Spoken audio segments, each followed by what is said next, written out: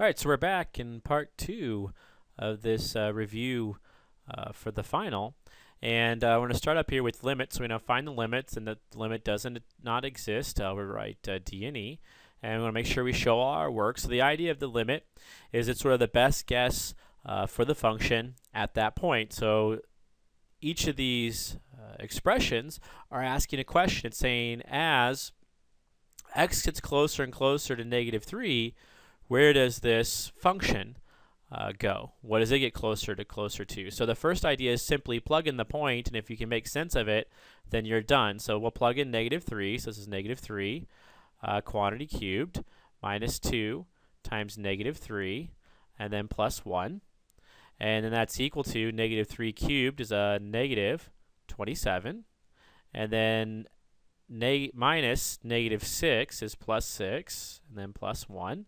And so this is equal to -21. And that makes perfect sense.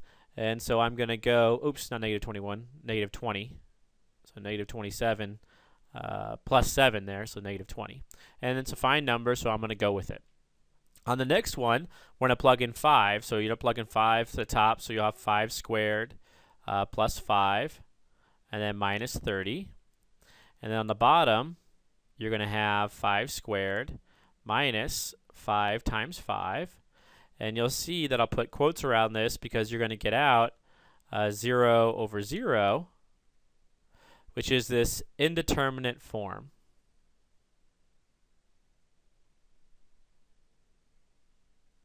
And what that means is that you cannot determine the limit as given. You're going to have to do more work. So down here, let's copy down part B.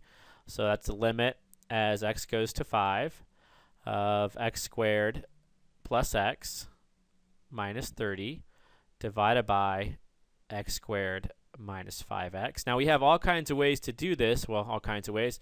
Well, there are actually all kinds of ways. One way we can do this algebraically by factoring the top and bottom and canceling off the terms they have in common. We could also use L'Hopital because this has the right form. Remember L'Hopital's rule, if you have 0 over 0 or infinity over infinity, you can just take the derivative of the top and divide by the derivative of the bottom. I'm going to do this algebraically because that's how we learned it in the beginning. So as you go to 5, you can factor the top as x, plus 6 times x minus 5. And of course, you can factor the bottom by pulling out what they have in common. And if you pull out an x, you're left with here an x minus 5, because x times x minus 5 is this x squared minus 5x. All right, so we can cancel off x minus 5 and x minus 5, and that indeterminate form is going to go away. That's where that 0 over 0 is going to be gone. And so now we have the limit as x goes to 5 of x plus 6 divided by x. And if you plug in 5, you get 11 on top and 5 on the bottom. And so that's my answer for that one. Right, notice I drop off the limit when I evaluate it, when I plug in the point. So evaluate means plug in the point. In this case, plug in 5. In this case, plug in -3. All right, let's look at part C. So on part C, I'm just going to copy this one down. What I have on part C is I have the limit as x goes to 0 of x plus cosine x minus 1 all over x. Now if you plug in 0, you're going to get 0 plus cosine of 0 minus 1 all divided by 0. And you'll see on top, cosine of 0 is 1, so it's going to be 0 on top, 0 on the bottom, so I'll put quotes around it. So I get this 0 over 0 out, which again is this indeterminate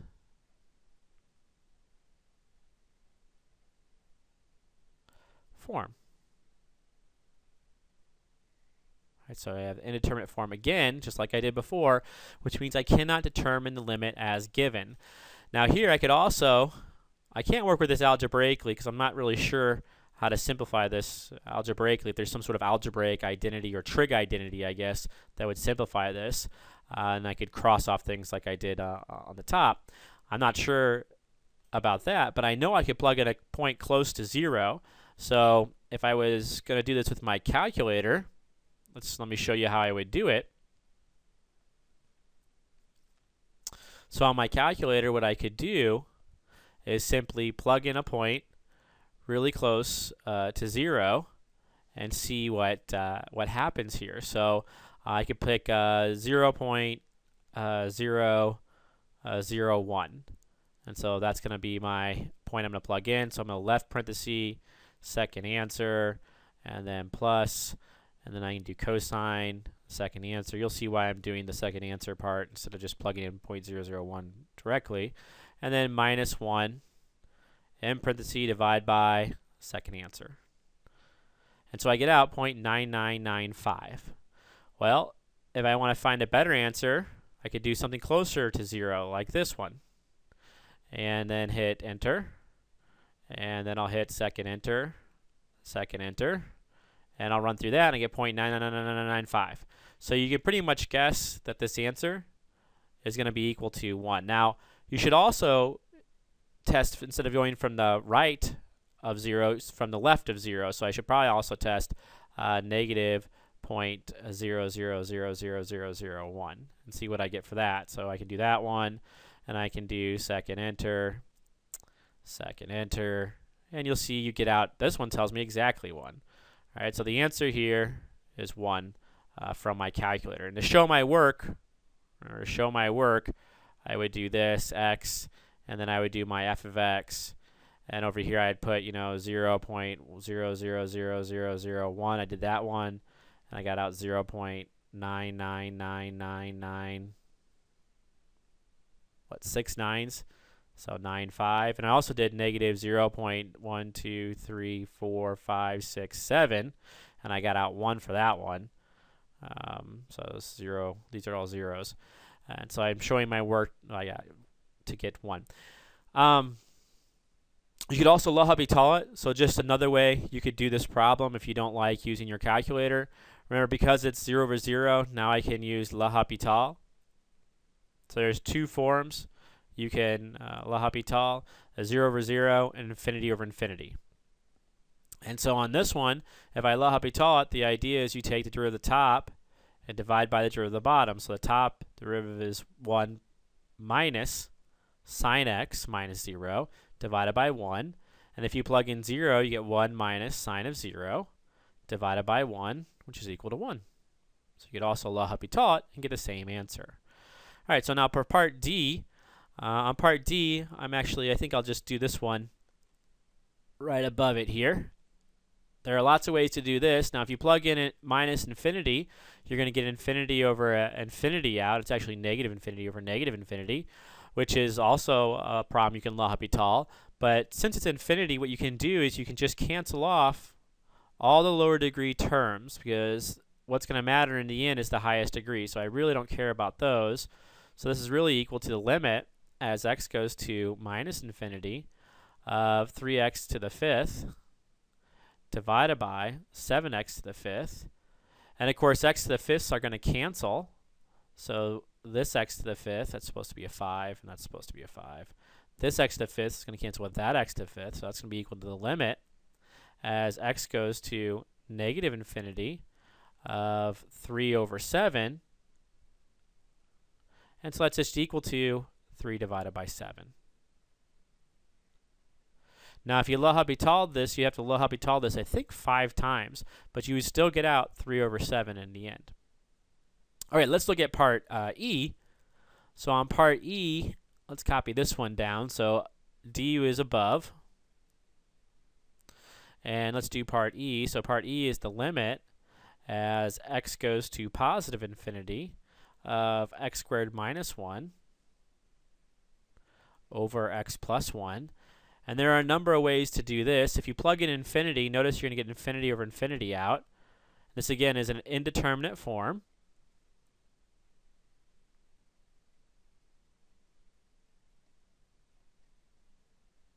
Which just means you can't determine the limit as given.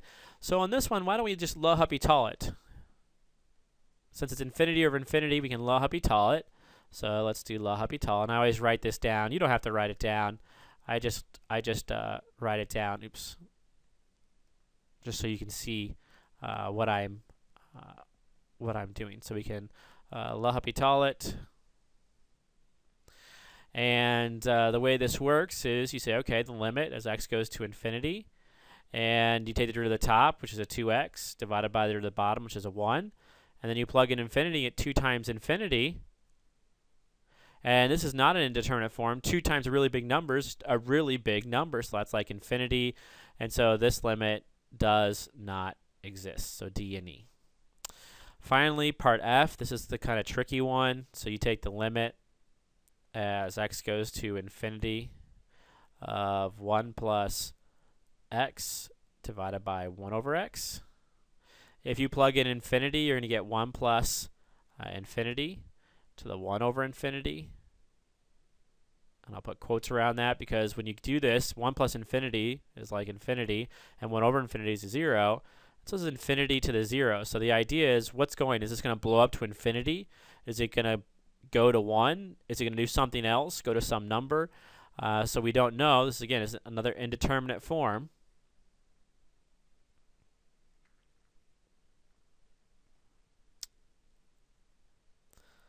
And so we need to figure out a way to determine the limit. And so the way we're going to do this is we're going to write this as the limit as x goes to infinity of e to the ln of the anything is the anything. So e to the ln of 1 plus x to the 1 over x. And the reason we're going to do this is because then this exponent can come down in front. So this is equal to the limit as x goes to infinity of e to the 1 over x ln of 1 plus x. And so this is equal to e to the whatever this limit is as x goes to infinity, so e to the question mark. And so I need to figure out question mark, and question mark is equal to the limit as x goes to infinity of 1 over x times ln of 1 plus x. And so now notice if you plug in infinity, what's going to happen is you're going to get 1 over infinity here. So you get 1 over infinity times ln of 1 plus infinity. And what this is really equal to is 1 over infinity is like 0, and ln of infinity, ln, the function just grows, so it's going to be like infinity. And so this is another indeterminate form, but it's a little bit nicer than the one before.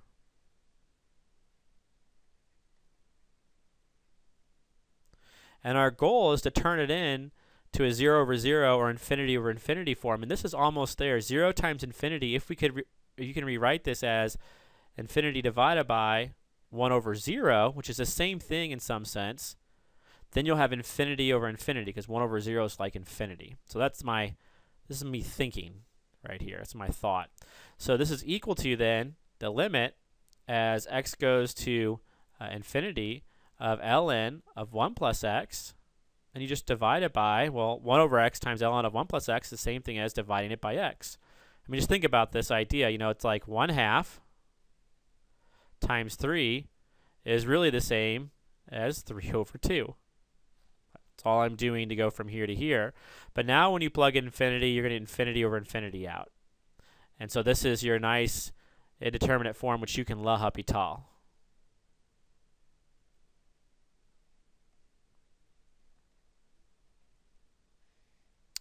right, so let's L'Hopital this thing. So this is equal to, and we're going to L'Hopital it.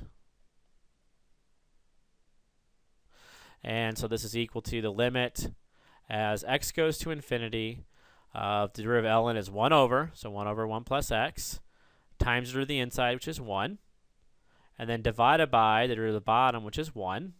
So that's just equal to the limit as x goes to infinity of 1 over 1 plus x. Now plug in infinity, so 1 over 1 plus infinity.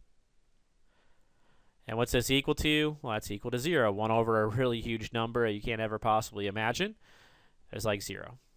And so now be careful. Now that's not my answer. My answer, I come back up here, and this is equal to then e to the 0, which equals 1. All right, so you plug this. Let's use a different color. You plug this 0 in for question mark, because that was question mark. So you plug that in right there. All right, remember, this is question mark, how we just found. All right, so the answer is 1. Now, you could have also found that using your calculator. You just plug in a really big number into the original expression. So you left parenthesis 1 plus, and let's plug in like, oh, I don't know. How many zeros is that? That's a lot. So 1, 2, 3, 7 zeros, in parentheses, raised to left parentheses, 1 divided by 1 was 7 zeros. 1, 2, 3, 4, 5, 6, 7. I think that's the same number. And then hit enter, and you see you get out about 1. So you can even test it or check your work, or you could do it like this too. Now, if I put one of these on the exam, it's probably not going to be, and I want you to help you taught, it's not going to be as easy as this, as plugging in numbers, but you can check your work like this.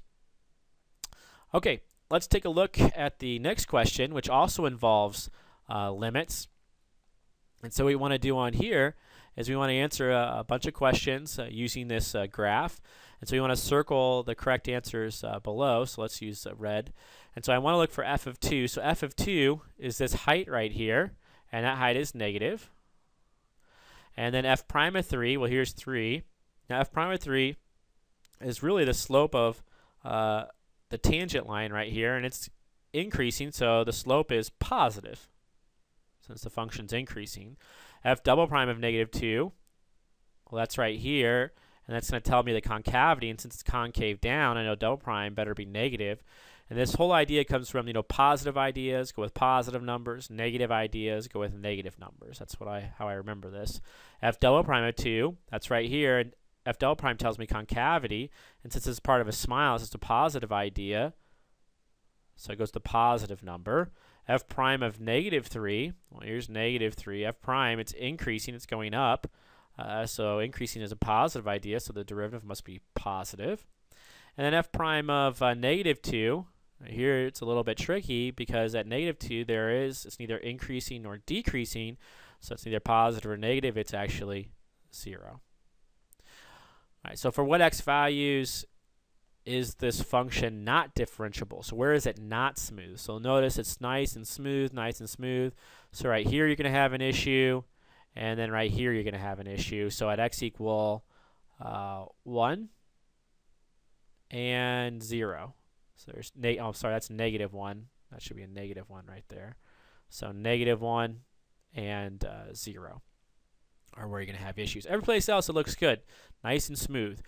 Things that are differentiable are smooth. So it's not differentiable. It has to have some sort of jagged edge or some sort of jump, something that's going to hurt if you touch it. You sort of splice your hand right here. This jagged edge would cut you right here. So a function that is not continuous now. So for not continuous, it means you have a jump. So you're continuous, you're great, you're continuous, you're continuous. Here's your jump, and then you're continuous afterwards. So this is just x equals 0. It's only where you have this jump. What's interesting is that differentiability always implies continuous, whereas continuous does not imply differentiability. All right, so if you are differentiable, I always can tell you that you're continuous there. But if you're not differentiable, I can't tell you if you're continuous or not. So one implies the other, but it doesn't go the other way. And so let's make that clear, right? When you're differentiable, that will always imply you're continuous. But when you're continuous, that will not always imply it's differentiable. So smoothness tells us more in some sense than continuity does. Okay, so it's moving right along. So number 12, culture of bacteria, it doubles in 2 hours. Assuming that the growth of the bacteria is exponential, how long will it take for the bacteria to triple? All right, so I hope you remember these from the first exam. These are these sort of exponential word problems. And so let's write down the formula. And since we're dealing with bacteria, let's call it B. Why not B? For bacteria is equal to the initial value of initial amount of bacteria, B naught, and then we usually write e to the k t. All right, so e to the k t, where this k, I usually call this like the continuous rate of change. Or sometimes it's actually, some people call it the relative rate of change, but I think continuous rate of change is a better name for it, really. All right, so it's really pretty simple when you get the hang of it. It says, after 2 hours it doubles. So we know if we plug in 2, so b naught, e to the k, and then times 2 here, it's going to double. So you don't have just b naught. This is your initial amount. You have 2 times b naught. And then when you divide both sides by b naught, b naughts are going to cancel, and you're going to be left with e to the k 2 equal to 2. And you want to move down the k, so we're going to ln both sides to move down the exponent. And so when we ln both sides, this thing can come down in front. And so you're going to get k times 2 ln of e equals ln of 2. And ln of e is a nice number of 1. And so you're going to get k times 2 equal to ln of 2. And so k is equal to ln of 2 divided by 2. And so now that we know k, we haven't solved the problem. Of course, to solve the problem, we want to find how long it will take. So we need to find t somehow. But we know a little bit more about the problem. So what I can do is I can rewrite the equation b equals b naught. And then I have e to the ln of 2 divided by 2 with a t here.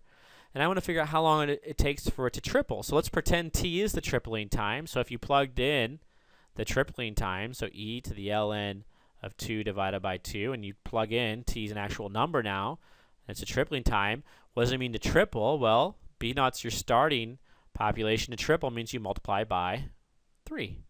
And so again, when you divide both sides by b naught, they're going to cancel, and you're going to get e to the ln of 2 divided by 2, and a t here. And this is equal to, then, 3. You want to bring down this exponent. So to bring down the exponent, what do you do to both sides? And hopefully you say, oh, I ln both sides. And then the ln of 2 divided by 2 times t can come down. You have ln of e. Remember, ln of e is just that nice number of 1, so you can just drop it off. Equals ln of 3. And so we want to solve this then for t. So to get t by itself, we'll multiply both sides by 2. So t is going to equal 2 times ln of 3.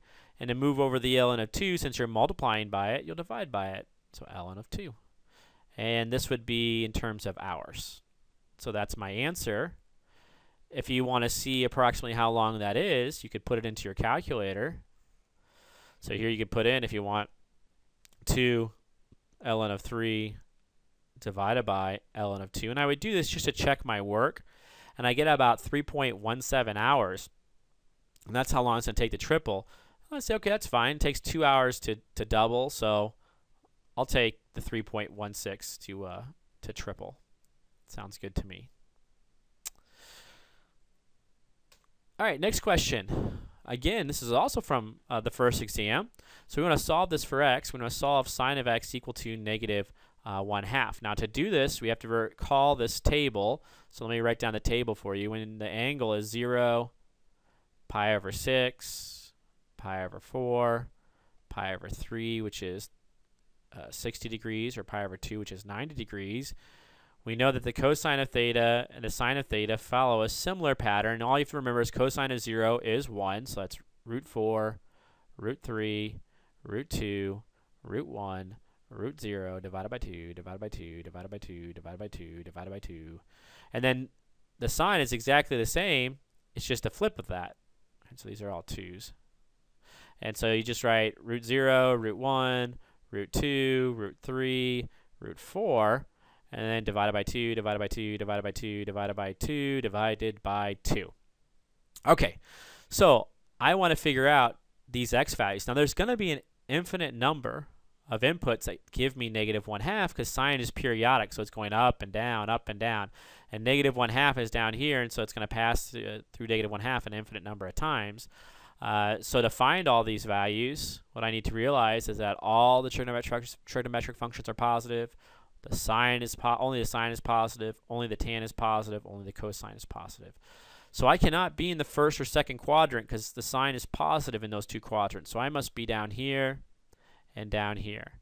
And what I want to do is figure out the reference angle down here. So my reference angle is the same on either side. And it's such that if I take the sine of the angle in blue, I should get out 1/2. So I look over here for 1/2. And that's pi over 6. So my reference angle is pi over 6. And to find my actual angle, my standard angle here, what I'm going to do, it's from there, from the x-axis to there, that's pi plus pi over 6, which is equal to 6 pi over 6. So we'll get a common denominator plus pi over 6, which is equal to 7 pi over 6. And then the other angle, start from the x-axis, goes all the way around. And so one way to do this one is to take 2 pi and take away pi over 6. So go all the way around the circle and then take off the pi over 6. And so this is equal to multiply top and bottom by 6. So I get 12 pi over 6 minus pi over 6, which is equal to 11 pi over 6. And so these are the two different angles. And to get all my answers, I simply add 2 pi into them. So x is equal to 7 pi over 6 plus 2 pi n and 11 pi over 6 plus 2 pi n, where n is an integer. So it could be any one of these numbers, and n is just some integer. Right, remember, the integers are like 0, 1, 2, 3, 4, and the negatives, negative 1, negative 2, negative 3, negative 4, and so on. All right, so that finishes this one. Oh, and now we're to number 14 again. From exam 1, we want to use these graphs to answer the following questions. Write the appropriate numerals in the box provided to answer each question. Now, there's no box provided, so we just kind of answer the questions below here. And so what do we have? Which of the graphs are functions? So remember, a function, you put one thing in, you get one thing out. So the idea is, if you put one thing in, you get one thing out. So this checks off. So that's a check for me. One thing in, one thing out, a check. Now this is not a check, because when I put one thing in, I get two things out over here. So that's not a function. This also is not a function, because if I put one thing in, I get two things out, but this is a check. So I get 1, comma, let's put 2, comma, and 5 common. Now, which functions have inverses? So the idea of an inverse is if you put in an output, you get back only one input. And so sometimes we call this the horizontal line test. So if you draw a horizontal line, it can hit it at most once. Now this hits it twice, so that's no good. This hits it always just once. No matter where you draw a horizontal line, you'll hit it just once. Of course, this is not even a function, but it doesn't pass the horizontal line test. Does not pass the horizontal line test. And now this one is good. All right, so we have 2 here, so 2 and 5. Now which graphs are even functions? All right, so some of these you can throw out because they're not even functions, but remember, the idea of an even function, basically to capture an idea of an even function, it looks just like this. It has the same height on this side as it does on that side. So this is an even function. This is not. This is not a function, so you don't even have to worry about it. Not a function. And then this is not an even function. They don't have the same heights on either side. And so you just have 1, which is 1. And then finally, which one is odd? So now this one was even. Now, remember, odd functions, when I think of an odd function, I typically think of x cubed, because the idea is they don't have the same height, but they have the same magnitude of heights, just opposite directions. So here, that's not odd. Now, this is odd, because here they have the same sort of heights, just opposite in sign, so same magnitude of heights. And so I'd say 2 is good. This is not a function, so I don't even need to worry about it. Not a function, so don't worry about it. Now, this is also odd. Again, the heights are the same, just the negatives of each other. So 5 is good. And that's it. Let's take a look at these integrals. So in part A, let's switch back to black here. In part A, I have the integral of x times the 5th root of x dx. And so before I can integrate this, I need to write this as a power of x. So I have x times x to the 1/5. Now remember, there's a 1 here. We just don't usually write it. So when we add these, this is equal to the integral of x to the, and now 1 plus 1/5. Find a common denominator. So that's 5 over 5 plus 1 over 5. So that's equal to 6 over 5. So 6 over 5. dx. Now this is simply a power rule, so you just add 1 to the exponent. So I'm just going to write that. So I add 1 to the exponent and divide by it. So 6 over 5 plus 1, and then plus c. Then I have to figure out what the heck is 6 over 5 plus 1. So 6 over 5 plus 1 is equal to 6 over 5 plus 5 over 5, which equals 11 over 5. And so that's equal to x to the 11 fifths divided by 11 over 5. Remember when you, plus c, now when you divide by a fraction, you simply multiply by its reciprocal, so that's 5/11ths, and then x to the 11 over 5 plus c. And you can leave it like this if you really want to, but you could rewrite this as 5/11. You know, because they gave it to me in radical form, I should probably put it back in radical form. And this is the fifth root of x to the 11. If you take that, that's actually going to be then x squared times the fifth root of x, all plus c. So that's how I would simplify it. Now, some of you may be wondering, why x squared times the fifth root of x? I mean, I did that kind of fast, but that comes from this. If you write this, this is the fifth root of x to the 11th, which is equal to the fifth root of x to the fifth times x to the fifth times x. And so I can pull out an x, and that's where I get the x squared, and I'm left with the fifth root of x. So that's where this x squared times the fifth root of x came from. All right, so let's take a look at part B. I'm just going to copy this one down here. So on part B, what do we have? We have the integral of x root x, and then minus 1 over x dx. And again, before I can actually integrate this, I need to write this in terms of powers of x. This is the integral of x to the, and then I have 1 times x to the 1/2, minus an x to the negative 1, because that's 1 over x. And so this is equal to then the integral of x to the 3/2, so 1 plus 1/2, you add exponents, minus x to the negative 1 dx. Now I have not integrated anything yet, I just rewrote the terms in power form, and now I can use the power rule, so I simply add 1. So if you add 1 to 3/2, you're going to get 5/2, divided by the same thing, 5/2, minus, now if you add 1 to negative 1, here's where I get into trouble, all right? So now watch, I added 1, negative 1 plus 1 plus c, but now why am I in trouble? Hopefully you see in the denominator, what am I dividing by? Minus negative 1 plus 1 is actually 0, and you can't do that. All right, so like a machine, I just simply rewrite things in terms of powers, and I should have left this alone because this is one of my types. So let's go back and fix this. So I should really leave this as 1 over x, because when I integrate it, it's one of my types. So I can actually integrate it, so the integral of 1 over x is ln of absolute value of x. And so this is equal to, I can write this as 2/5, because when you divide by a fraction, same as multiplying by its reciprocal.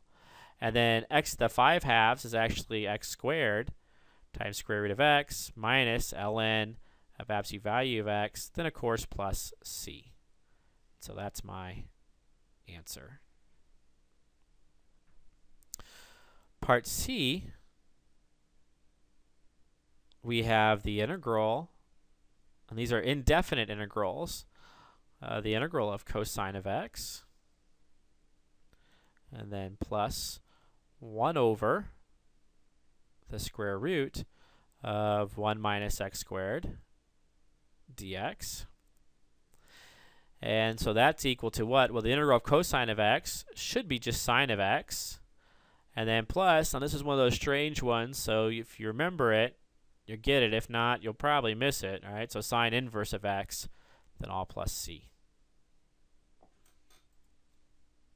All right, so you're probably wondering where I got these problems. I was looking at an older version of the review, I guess. I didn't realize I changed the problems on the review. So on this one, let's go back, because I'm going to have to change some of these. So on part B, let's just erase this. These are good practice problems, you know, but that needs to be erased. And actually, I don't want to erase all of it. I just want to erase some of it. So I'm going to erase the above. I didn't realize I changed those, but yeah, I changed them. And so on this one, B was actually B was the square root of x. So the integral of the square root of x minus 1 over x squared dx. And so that's equal to then the integral of x to the 1/2 minus x to the minus 2 dx. And these are, again, power rules, so you add 1. So when I add 1, so this is equal to the 1/2, I get 3/2 divided by 3/2. And then minus x to the negative 2 plus 1 is a negative 1 divided by negative 1 plus c. And so this is equal to 2/3. X to the 3/2 is x root x. And then minus, a minus is a plus, 1 over x plus c. And now I have the right answer here. And then part C, I have the integral, and so I gave you a little bit tougher one here, secant squared x, and then minus 1 over square root of 1 minus x squared dx. And so for this one, secant squared x is one of my types. The integral of secant squared x is actually tan x. And then I can put minus here if I want and write sine inverse 1 of x. So I sine inverse of x plus c. Right, so these are the two answers you should come up with. All right, the other problems are good too, actually, especially that the integral of 1 over x dx is ln of absolute value of x. So I hope that's the only one that I changed on there. All right, let's take a look at the next one. So on 16, we want to use the rules of differentiation to find the derivatives and make sure we simplify. So let's take a look at part A. So part A, I have f of x equal to, and then this is 3x minus 5 quantity cubed e to the 2x. And now when I do this, the idea is I want to identify my first function because I'm doing a product rule on this. So here's my first function, and here's my second. And I simply take the derivative by stating the product rule. So f prime of x is equal to the derivative first. So now the 3 is going to come down. So I have 3 times 3x minus 5 squared times the derivative of the inside, which is a 3, times the second function, e to the 2x, plus the first function, which is 3x minus 5 quantity cubed, times the derivative of the second. So derivative e is e again. So I have e to the 2x times the derivative of its inside, which is 2. And so then this is going to equal, let's combine the numbers. So I have 9, 3x minus 5 quantity squared, e to the 2x, and then plus a 2, 3x minus 5 quantity cubed, e to the 2x. And then pull out what they have in common. So they don't have any numbers in common, but they certainly have a 3x minus 5 in common. So you pull out the lowest power, so 3x minus 5 quantity squared. And then they also have an e to the 2x in common. And so that's all times something plus something. And so I'm going to need a 9 here. And I think that's it, right? 9 times this is that. That looks good. I'll need a 2 here. So 2 times this is not quite that. I'm also missing this 3x minus 5.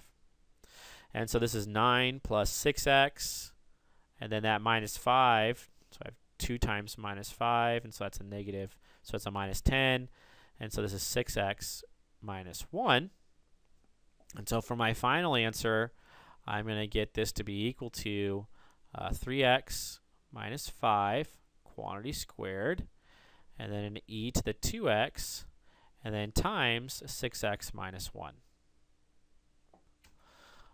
All right, let's go on to part B. And so in part B, what do we have? Part B, I have g of x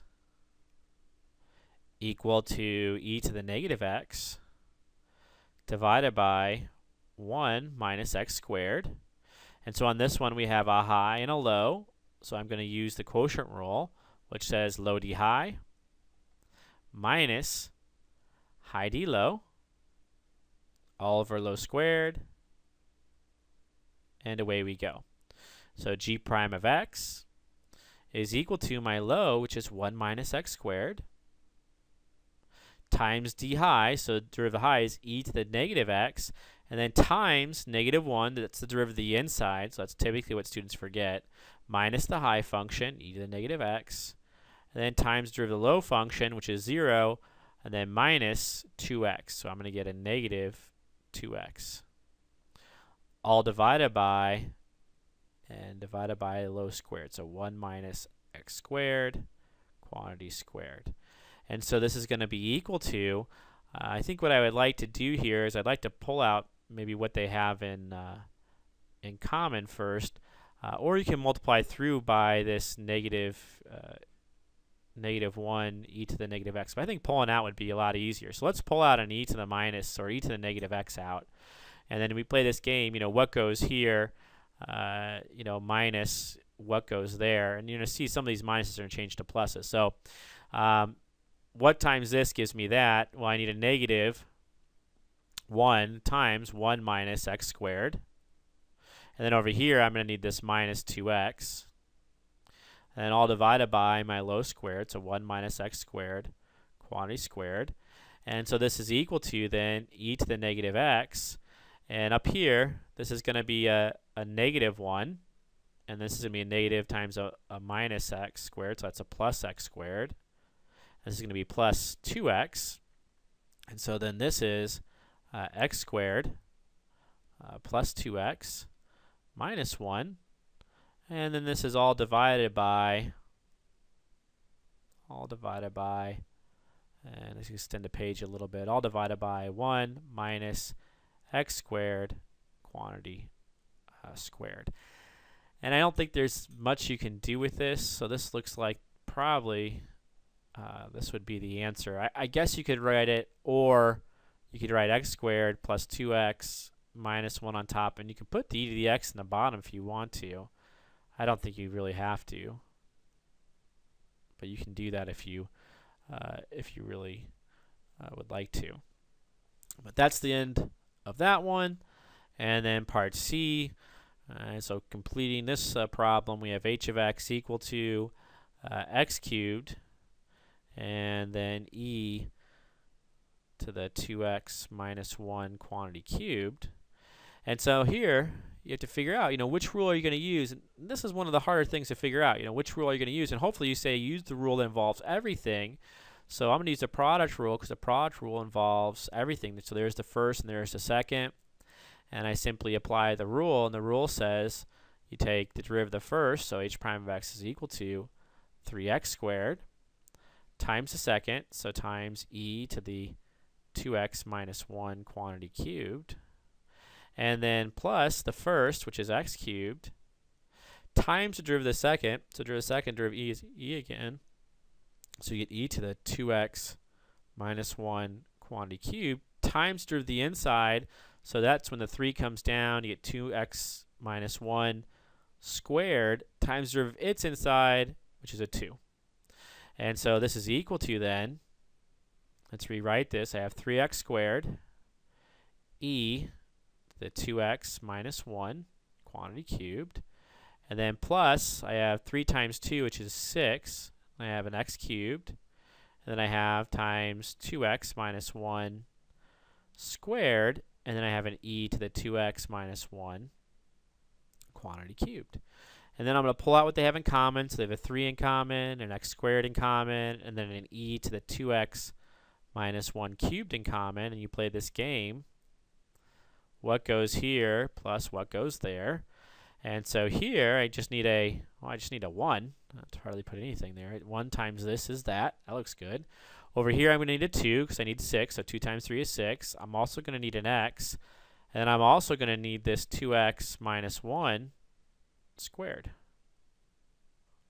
And so I probably would just leave it like that. Maybe I'll clean it up. So this is 3x squared e to 2x minus 1 cubed, all times 1 plus a 2x, and with the 2x minus 1 squared here in parentheses.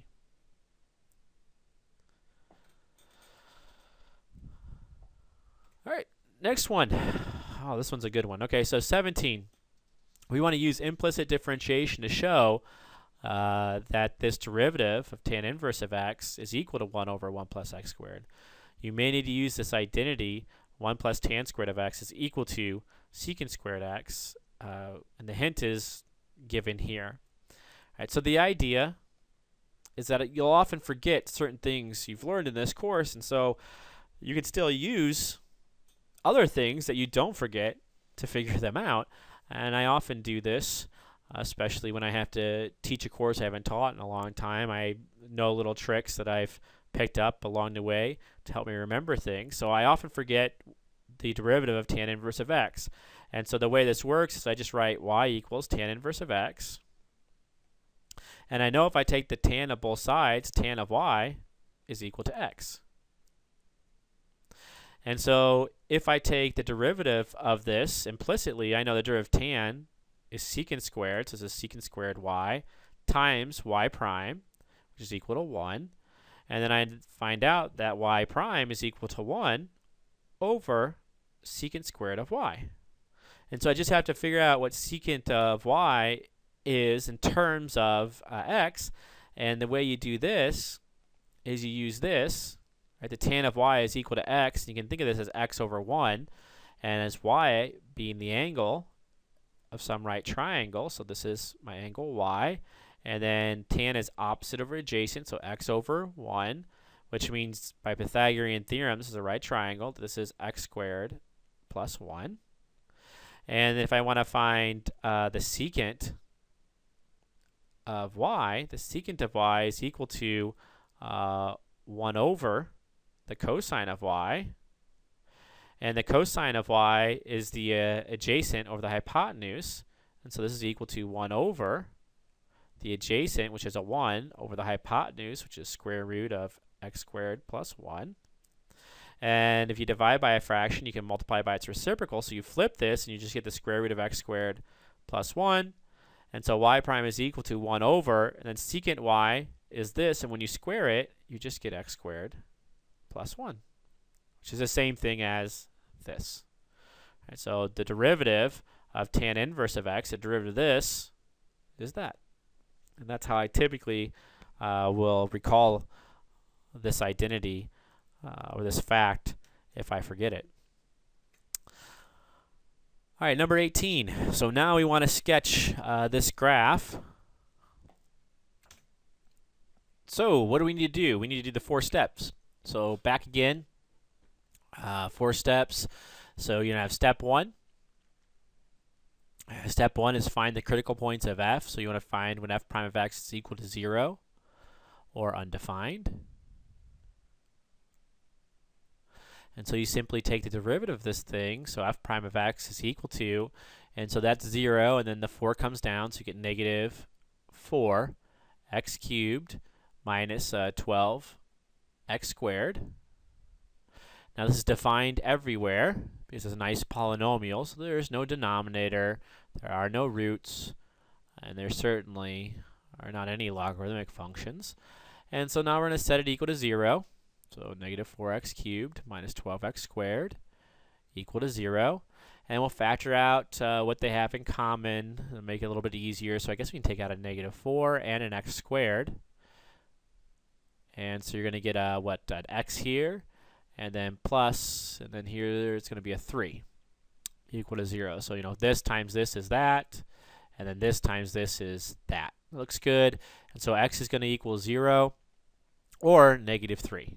So those are the 2 critical points.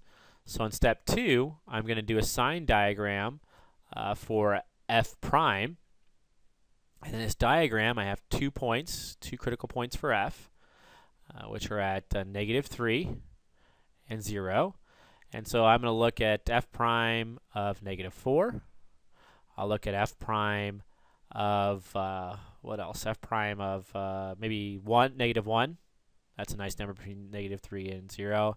And f prime of 1. And I'm even going to cheat a little bit in some sense, because now that I know there's critical points at negative 3 and 0, I'm going to use my calculator and graph this puppy. So let's go back up here.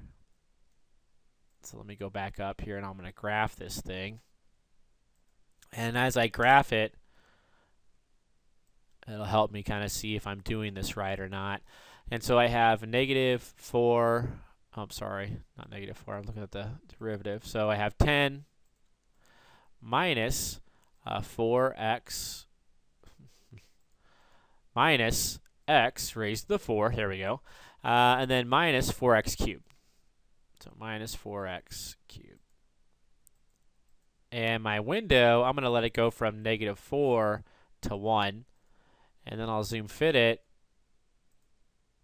And this should graph pretty quickly. And I should get a pretty good looking graph because I kind of know where to look now. So that's what it's going to look like in the end. So I can kind of keep that on the side there. And I'll keep it going I can check back to it eventually when I graph this thing. And so if I plug in -4, and now I'm plugging, remember, into the derivative here. And so I'm going to get -4 times -4 cubed minus 12 times -4 squared.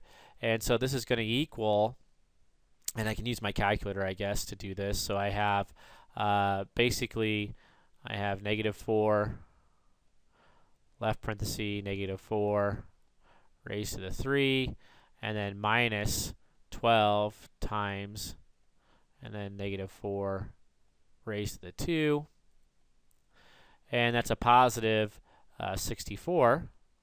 All right, so this is plus over here. When I plug in -1, this is going to be -4 times -1 cubed,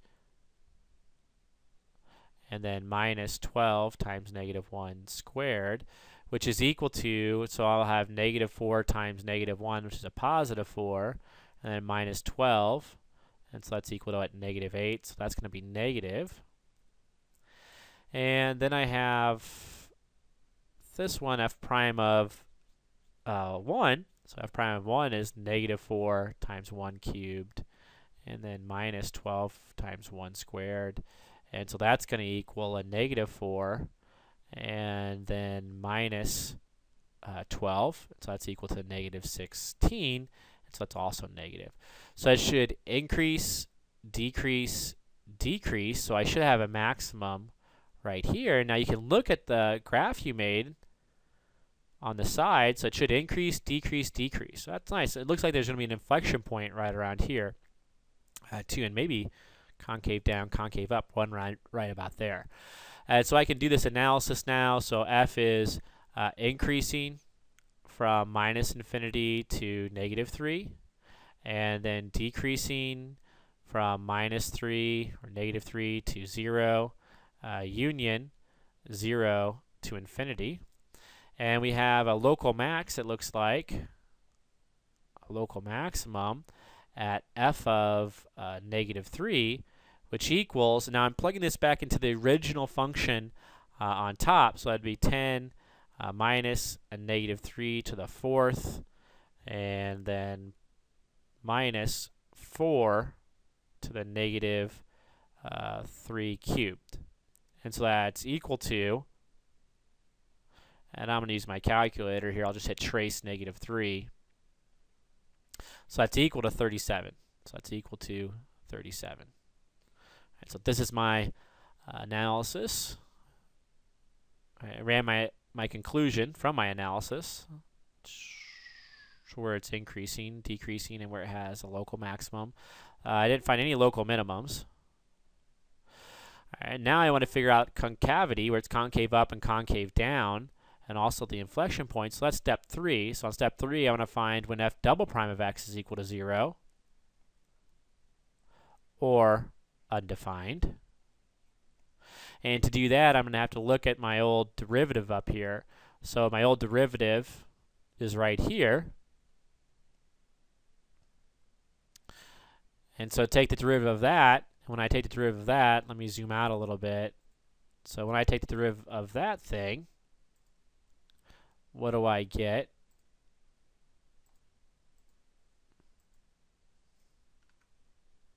Oops. I get this. So f double prime of x is equal to, the 3 comes down, I get -12x squared. And then minus, the 2 comes down, I get 24x. It's certainly defined everywhere because it's a nice polynomial. And we can zoom in now. And so I'm going to set this equal to 0. So minus or -12x squared minus 24x is equal to 0, and I can factor out a negative 12 and an x. So here is an x, and here's a plus 2 equal to 0. And so it looks like x equals 0 and x equal negative 2 are my two critical points for f prime. And so I can do now a sign diagram for f double prime. So here is f double prime, and this analysis is for f, and I have negative 2. So negative, let's make that better. So negative 2 and 0. And I'll do f double prime of, like, let's say negative 3, f double prime negative 1, and f double prime a nice point to the right of 0, which would be, let's say, 1. And so this is going to be equal to, and I'm plugging into the f double prime right there. So I have minus, or negative 12 times negative 3 squared minus 24 times negative 3, which is equal to, and I can use my calculator on this thing if you want. And so it's just go here and just clear that out. So I have negative 12, left parenthesis, negative 3, raised to the 2, minus 24, left parenthesis, negative 3, right parenthesis, enter. And so that's negative 36. So that's negative. F double prime of negative 1 is negative 12 times negative 1 squared. So negative 1 squared minus 24 times negative 1, which is equal to, so this is going to be negative 12 plus 24, which equals a positive 12, so that must be plus. And then finally, this one, f double prime of 1, is equal to negative 12 times 1 squared minus 24 times 1, which equals negative 12 minus 24, which equals a negative 36. And so this is also negative. So it's going to go concave down, concave up, concave down, and I'm going to have two inflection points. So inflection point, and at 0 I'll have an inflection point. And so now I can run the analysis, and once I can draw from this analysis my conclusions about f being concave up or concave down. So f is concave up from negative 2 to 0, and concave down negative infinity to negative 2, union 0 to infinity. And then it has two inflection points. So inflection points at negative 2 comma f of negative 2, and then also 0 comma f of 0. And I can just use the graph that I have here to figure out this. So graph, and then I'll hit trace, and then for negative 2 I get out 26. This is equal to negative 2 comma 26. And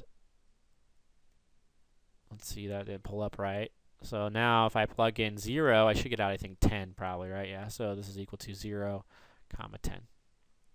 And so there is my conclusion for concavity and inflection points. And so finally what I want to do is I want to graph this. And when I graph this, all I need to do is find those important, or plot those important points that I found. Okay, so I found what? Let's use red. I found that there is a global maximum at negative 3, and then the output is 27. So over here at negative 3, was it 27 or 37? 37. So at negative 3, so I'll just put negative 3 over here, I am up at 37, and that's a max. And I have an inflection point then at negative 2, 26. So let's just put that right here. So negative 2 comma 26. That's an INF point. And then at 0, 10, so right about here, let's say, 0 comma 10, I have another inflection point. And I want to connect those dots so I get the right sort of trend. So it probably, well, let's fix this. It's concave probably down and then up, and I bet it then it goes down again like that, and it does something like, oh, that's not good. Oops. So that's fine, and then this, I just don't want it to go up that high, so then it probably goes down like that. And so that should fit it, you know, concave up from -2 to 0, so -2 to 0, concave down everywhere else, increasing, then decreasing. And you can look at the graph that you found here, the actual graph, and you see, yeah, it's pretty close to what the graph says on my calculator. So it checks.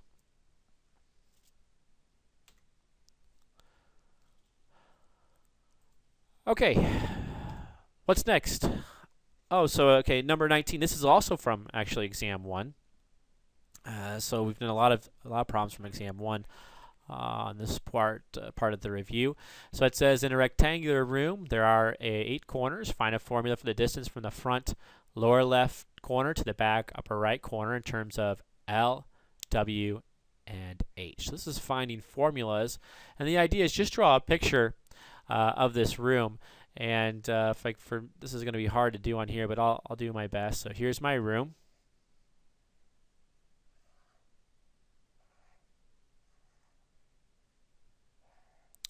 So hopefully you see how this is a rectangular room, and you can kind of see here what I'm attempting to do.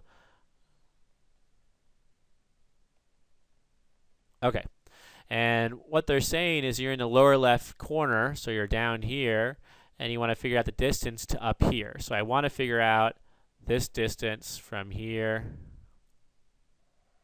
to there. And so let's call that distance D. And we want to do this in terms of L, W, and H. And even I'll make L a little bit cursive-like, like that. So L, W, and H. And so the trick is to realize that there is a right triangle at play here.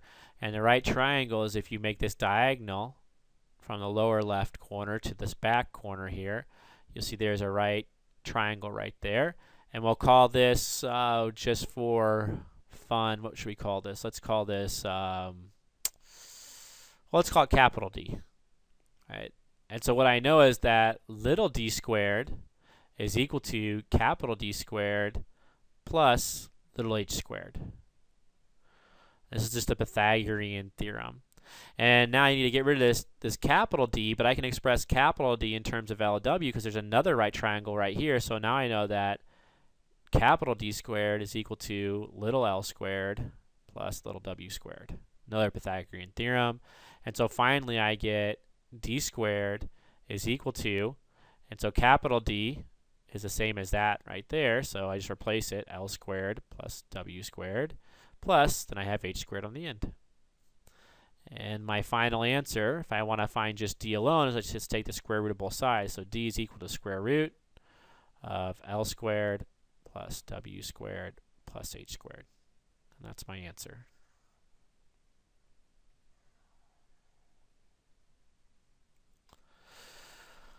All right, so finally, back on to some derivative stuff.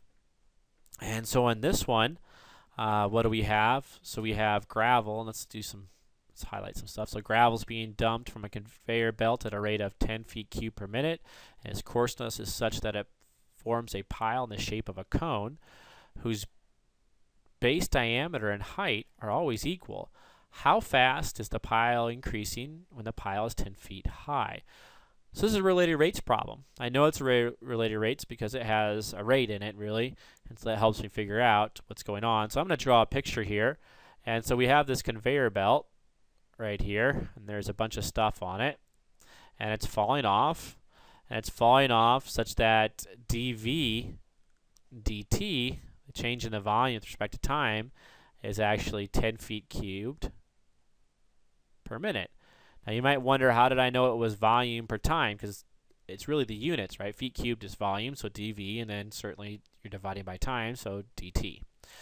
Its coarseness is such that the pile forms a shape of a cone. So I'm guessing it's something like this. I think that looks pretty good.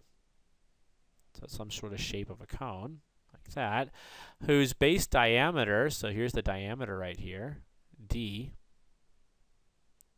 and height, so here's the height right there, h, are always equal. So d is always equal to h.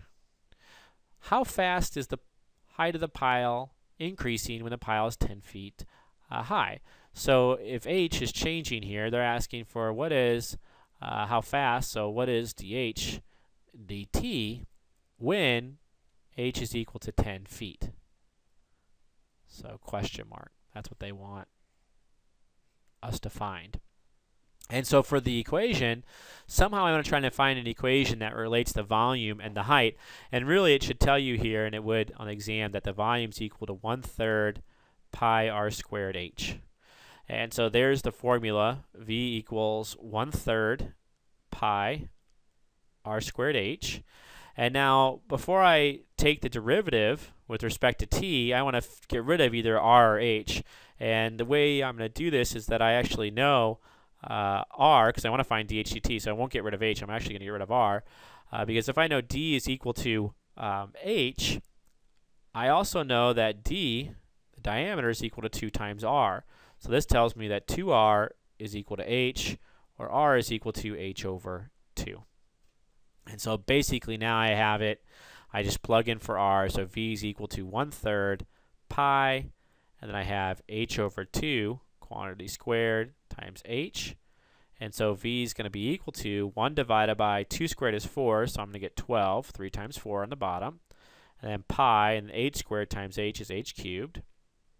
And so now I'm going to solve, which means I'm going to take the derivative with respect to t, so dv dt is equal to, the 3 is going to come down, and I'm going to get 3 over 12, which is 1/4 pi h squared times dh dt. Right, now I'm going to plug in 10 for h, and I'm going to plug in 10 for dv dt, because that's what dv dt is equal to. And I'm going to get a 10 here, equals 1/4 pi, 10 squared, and then this is dh dt evaluated at 10. But I can simply, simplify this by rewriting this as, okay, this is 10 equals 100 divided by 4 is 25 pi dh dt. Divide both sides by 25 pi, I'm going to get dh dt is equal to 10 divided by 25 pi, or 5's go into both of these, so 2/5 with a pi on the bottom here, so 2 divided by 5 pi. And this is then feet per minute.